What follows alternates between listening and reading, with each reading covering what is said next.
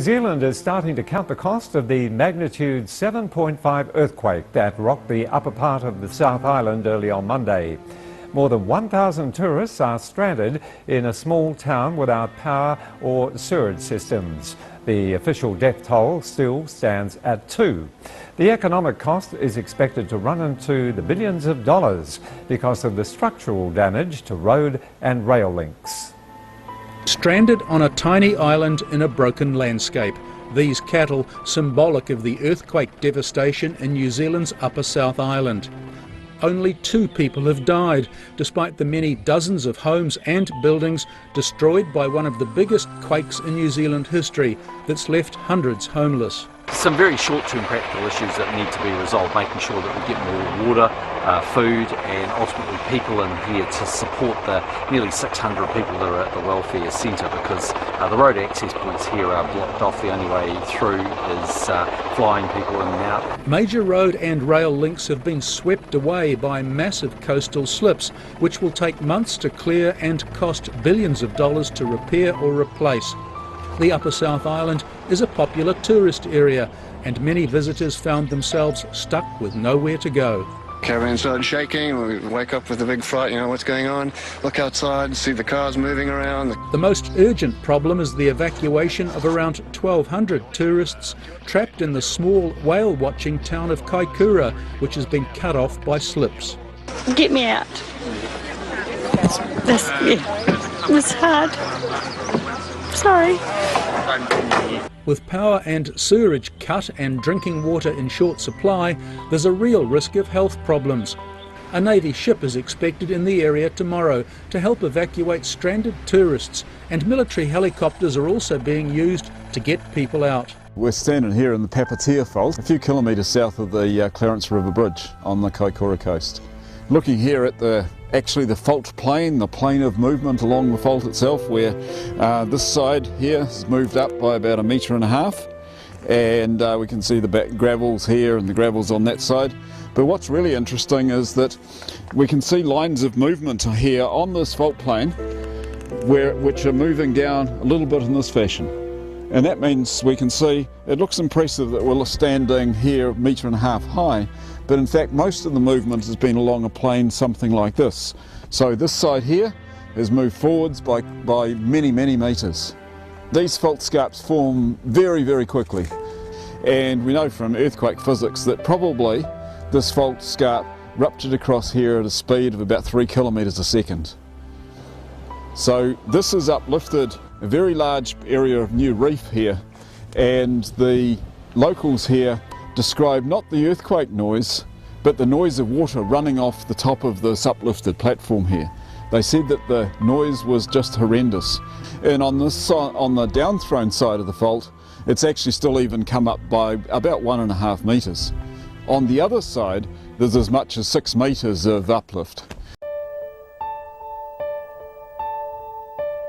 There is a new report out from Food Democracy Now! And the Detox Project, and they have found alarming levels of the chemical glyphosate. Now, the report says glyphosate is in many of America's most popular foods.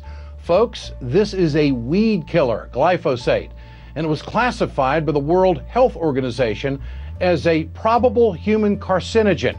Joining me now to talk about this is Dave Murphy. He is founder and executive director at Food Democracy Now!, who issued the report. Dave, good to have you on tonight. Tell us, how dangerous is glyphosate? How dangerous is it? Sure. Listen, glyphosate, it's the main ingredient, chemical ingredient in Roundup, Monsanto's best-selling weed killer Roundup. And the issue is that the glyphosate use has exploded in the last 20 years because farmers in the U.S. and around the world have adopted genetically engineered crops, Roundup-ready crops that are engineered to survive being sprayed with large amounts of glyphosate, this weed killer. The problem really is, and we found this in these studies, we really had no idea where we were going to find it or how much we were going to find, but it's very shocking that the highest level that we found is in Cheerios, General Mills Cheerios, which is one of the first cereals that a mother feeds their child at between ages 6 months and a year. And those levels found in Cheerios, which are 1,125.3 parts per billion, are simply off the charts. And the question really is, what is the U.S. government doing to protect the American people? And the quick answer to that is it appears not much, unfortunately. I mean, this week, the brightest moon in almost 69 years is lighting up the skies all around the globe, and a lot of people are talking about it. The supermoon has captivated the world's attention. It's also triggering flooding in a preview of sea level rise along the East Coast. RT's Marina Portnaya brings us the details tonight from Miami. As the world has been looking up to gaze at the extra bright supermoon, those living in South Florida, they're seeing something else. Significant flooding brought on by unusual high tides. Since Monday, streets and parking lots in low-lying neighborhoods have been inundated with ocean water. Experts say the supermoon's stronger gravitational pull is amplifying the seasonal king tide, creating heightened flood risks. Earlier this week, the Weather Service said tidal levels were running about a foot above normal due to the occurrence of the supermoon, a rare astronomical event not seen since 1948.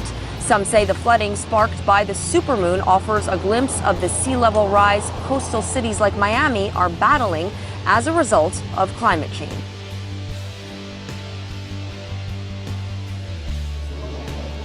The world is set for a new heat record in 2016 following sizzling temperatures last year. But talks at the current climate change conference in Marrakesh are being overshadowed by Donald Trump's election. The US president-elect has called climate change a hoax and is reportedly seeking ways to pull the US out of the 2015 Paris Agreement. I don't really want to speculate on what the new guys would do, but in every agreement there are provisions for how a person or a country might withdraw from it, and there are the same in this one. The new administration may look at the commitment globally, at the interest globally in the issue, and decide how it can move forward in ways that are consistent with its own policies. We'll have to wait and see. The Paris deal, backed by almost 200 nations, including the United States, has a goal of limiting the rise in temperatures to below 2 degrees Celsius over pre-industrial revolution levels by cutting down on the use of planet-warming greenhouse gases from burning fossil fuels. But this year, experts are not optimistic. And it's likely that we are going to reach this year 1.2 degree warming level, and we are going to a bit the wrong direction if we think of this 1.5 degree warming level, which was agreed last year in Paris. The heat, which triggers melting polar ice, was also stoked by an El Nino weather event. It means, along with a new resident in the White House, climate expert concerns are on the rise. Sea ice at both poles is at record lows for this time of year. That might not sound surprising, but it's actually a first. While ice levels in the Arctic have been fairly consistently declining year after year, the Antarctic hasn't seen the same decline. In fact, the amount of Antarctic sea ice hit record highs each year between 2012 and 2014. Of course, it's hard to compare the Arctic with the Antarctic. They're always in opposite seasons and have different geographies. And it's too soon to tell if the sudden decline in sea ice around Antarctica is going to become the norm. We'll need a couple more years of data for that. But sea ice decline is still bad news for humans. Major winter storms and strong cold snaps are just a few of the consequences. The World Health Organization has declared that Zika no longer constitutes an international emergency, but it stressed the need for a long-term effort to address the virus. WHO is quick to note that the move does not mean the agency is downgrading the threat of the virus, but some public health experts worried that losing the international emergency label could slow research into the virus, which continues to cause infections. Nearly 30 countries have reported birth defects linked to Zika, with over 2,100 cases of neurosystem malformations reported in Brazil alone. Hong Kong, Vietnam and Thailand continue to report cases of Zika, while Cambodia confirmed its first case of infection on Friday.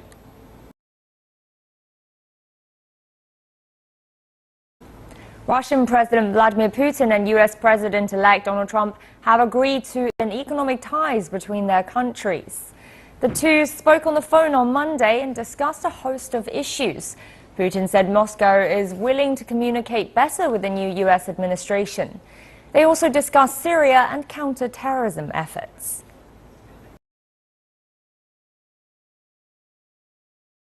Well, China's leader has called Donald Trump to congratulate him on winning the presidential election and to offer him a little advice on trade. Now, we'll never know the exact tone of the call, although Trump's spokesman says the two men did show mutual respect.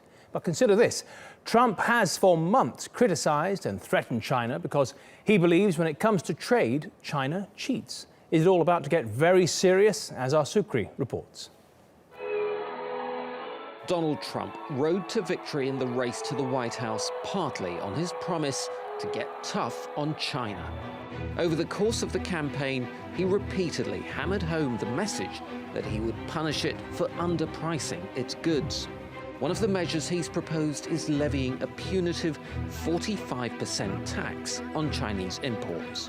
We have a $500 billion deficit, trade deficit with China. We're going to turn it around. And we have the cards. Don't forget, we're like the piggy bank that's being robbed.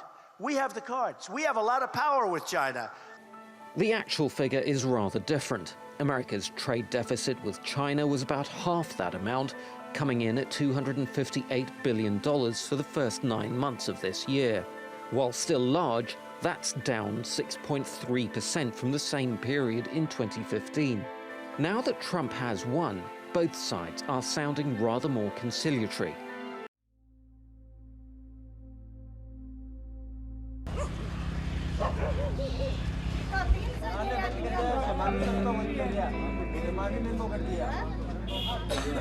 कुछ नहीं है try कर लो आप घर पर are पेटी पूर बना 5 बजे तो जाए कि बेटा हमारे यहाँ कम से कम 25-30 गांव इस गांव से अटैच हैं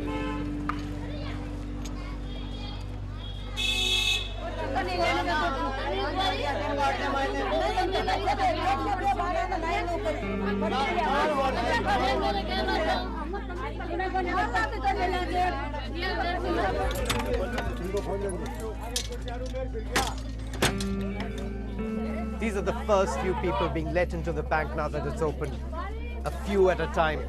And this after they've been standing in queue for 5 hours. Now, at the moment, they can only take their old rupee notes and deposit them. They're getting nothing in return because the bank doesn't have a supply of the new notes. And that's a real problem for these people because they desperately need their cash today. अभी remittance नहीं मिला है remittance की problem चल रही है currency जैसे ही आएगी हम पेमेंट कर रहे हैं पिछले 2 दिन से पेमेंट किया हमने कंटिन्यू छोरी को काल ब्याह है 16 तारीख को अब मैं पैसा की जरूरत की खातिर आया हूँ जगह मैं बैंक के मायने हर आदमी बोलो कि जमा करा दे जो तुम मिल जाए जमा करा दिया मंदिर को अब क्या करा कोई गल्लो बताओ मिल जाता जने तो चाह चीनी राटो चुन लिया जाता हमारे कुआ खेती थोड़ी जो क्यों वापस गया मोल का लिया खवा 1 किलो आटा थैली वाला हमें तो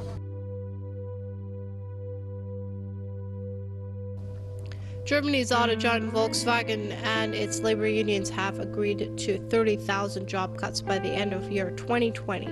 The two sides have been hammering out the pact since June. The agreement is said to be part of a plan to boost profitability and fund projects to develop electric and self-driving cars after its emissions scandal.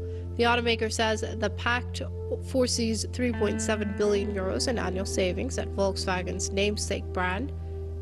The Volkswagen brand is expected to create 9,000 new jobs, mainly at factories in Germany.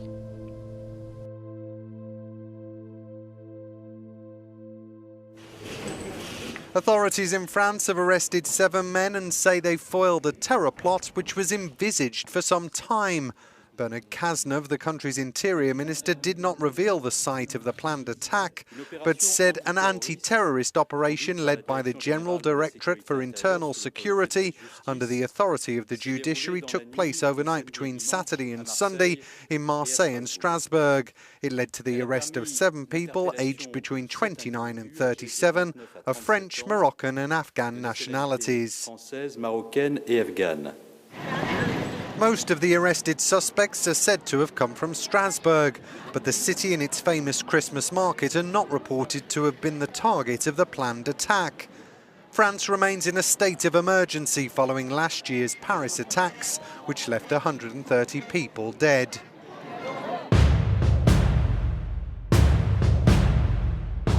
President Vladimir Putin says Russia is developing new weapons to ensure a global strategic balance. Putin said his country is working on state-of-the-art, weapon technologies such as laser, hypersonic and robotic weapons. He added that strategic balance has allowed the world to avoid large-scale military conflicts, and any attempts to upset it can be extremely dangerous. Putin also stressed Russia's efforts to efficiently neutralize any military threat to Russia. Moscow's relations with the West have been seriously damaged over the crises in Ukraine and Syria. NATO's US-led missile system and Washington's attempts to develop prompt global strike have been considered among major threats against Russia's security. Prompt global strike refers to prospective weapons systems that would be able to deliver a precision strike anywhere in the world within 1 hour. Russia says it has launched a large-scale operation to deliver airstrikes against terrorists in the Syrian provinces of Idlib and Homs. We continue to support the Syrian armed forces in the fight against terrorism, and in accordance with these tasks, today we launched a large-scale operation to defeat en masse the positions of ISIS and Jabhat al-Nusra in the Idlib and Homs provinces. This operation involves the Admiral Grigorovich. Today it launched cruise missiles on predetermined and explored targets. Russian Defense Minister Sergei Shoigu said that jets from the Admiral Kuznetsov aircraft carrier are involved in the operation for the first time. The warship is located off Syria's coast in the Mediterranean. Shoigu stressed that the airstrikes are targeting ammunition depots, terrorist training camps, and arms factories. Russian jets have been striking terrorists across Syria at the request of Damascus since September 30, 2015.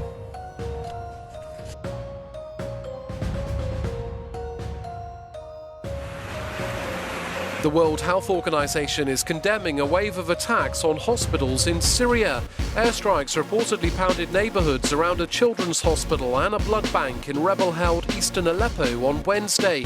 It's part of a renewed wave of bombing that's killed more than 30 people, according to various sources.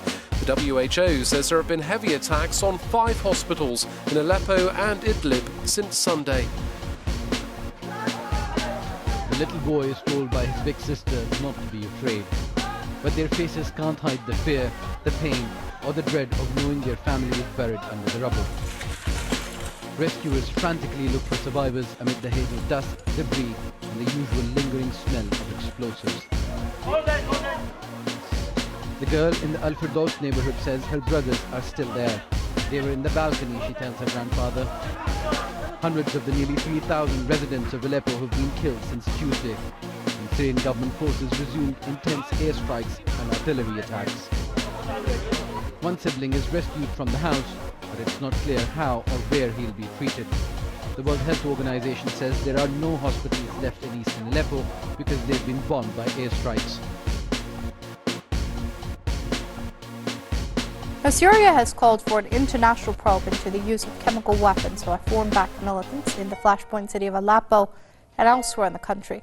The Foreign Ministry has sent 2 identical letters to the United Nations Secretary General and the Security Council President highlighting the use of toxic gases, including chlorine, in Aleppo. It has demanded the Hague-based Organization for the Prohibition of Chemical Weapons, OPCW, send experts to investigate the incidents in the letters. The Syrian ministry, however, criticized the UN and the OPCW, paying no attention to the crimes committed against terrorist groups. Earlier this week, terrorists in eastern Aleppo fired mortar shells containing chlorine, causing scores of injuries among civilians and military personnel.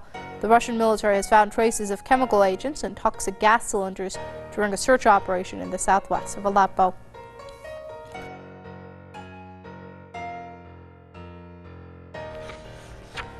Human Rights Watch says a mass grave has been found in the newly liberated Iraqi town of Hammam al-Alil. The grave contains the bodies of an estimated 300 local police officers.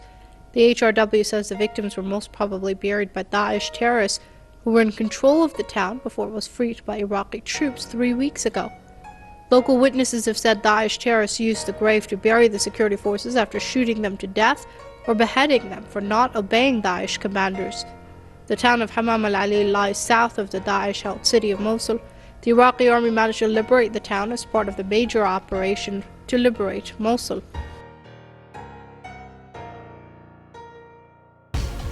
Helicopters fire rockets at ISIL targets close to the city of Tel Afar, north of Mosul. Iranian-backed Iraqi Shia militia groups, collectively known as Al-Hashid al-Sha'bi, say they are advancing to take full control of the city's airport. We began an operation to surround the airport, and today we were able to storm it. We cleared 50% of it. Our troops are at the end of the airport, as well as the villages surrounding it. Tel Afar is an Islamic State-held area close to Turkey. It lies on a route that ISIL fighters are expected to try and escape along into neighbouring Syria. It has a large Turkmen population. Turkey has warned it would intervene militarily if Shia forces commit atrocities in the city, and the Iraqi government is worried too. It has ordered the Shia militias not to try and take control of Tel Afar. A U.S. brokered truce went into effect in Yemen on Thursday night and was immediately endorsed by Ansarullah movement. But forces loyal to former President Abdurrabbu Mansour Hadi dismissed the deal, claiming they were not aware of any such initiative and therefore would press ahead with their military operation. Ceasefire violations have been obvious, especially in coastal areas of Al-Hudaydah and near the seaport of Maidi.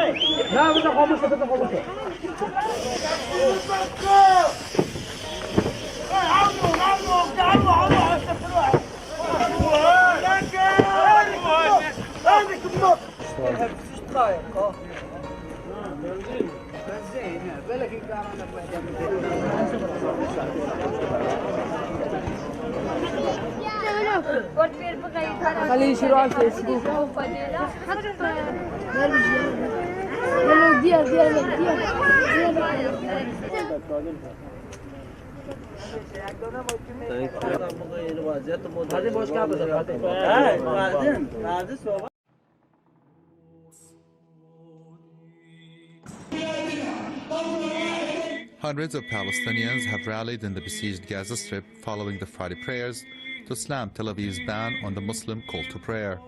Earlier this month, Israeli police enforced a ban on the Muslim call to prayer on loudspeakers at a number of mosques in Jerusalem Al-Quds.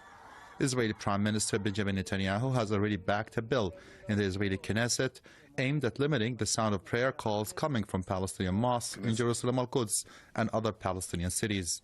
Experts say Israel wants to erase the Islamic identity of Jerusalem Al-Quds. The call to prayer is the symbol of our existence, and the Al-Aqsa Mosque is one of the icons of our faith. We will continue our call to prayer despite all attempts to silence it, and we will fight for the liberation of Palestine. World-renowned physicist Stephen Hawking has given humanity a deadline for finding a new planet to live on. The famed theoretical professor says we have 1,000 years to colonize somewhere else, warning that survival on Earth will grow too dangerous over the coming millennium. RT's Marina Portnaya bringing us the details tonight. SpaceX has unveiled a plan to colonize Mars in the next decade, and NASA has discovered thousands of exoplanets. But world-renowned physicist Stephen Hawking says more needs to be done to save humanity. Dr. Hawking says humans have 1,000 years to find a new planet to live on or risk encountering mass extinction.